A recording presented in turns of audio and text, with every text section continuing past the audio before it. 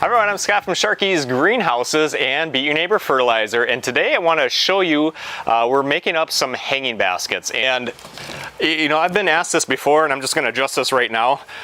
You're going to say, oh no, you know, don't you ruffle up the roots and, you know, when you're planting? And no, I absolutely do not, and there's no reason to if you're using good soil.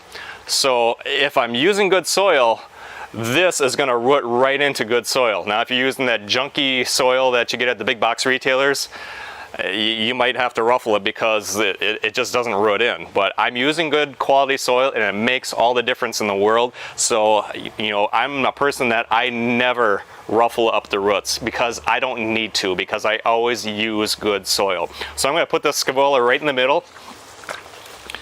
And I'm gonna just dig that right in, and I might have to kind of move the geraniums a little bit, push it right in and get it in. That fan flower is gonna look really, really nice. That purple with this hot magenta, this is gonna be a very nice hanging basket. So if you're liking our videos, please be sure to give us a thumbs up and like our videos, and also be sure to follow us on Facebook and subscribe to us on YouTube. And you can also go over to our beatyourneighbor.com website. We have a lot of blog articles, tips and tricks there, and of course we have our Beat Your Neighbor fertilizer, and you can also find other products like the slow release fertilizer, the Osmocode, and that's all at beatyourneighbor.com. Thanks for watching, have a great day.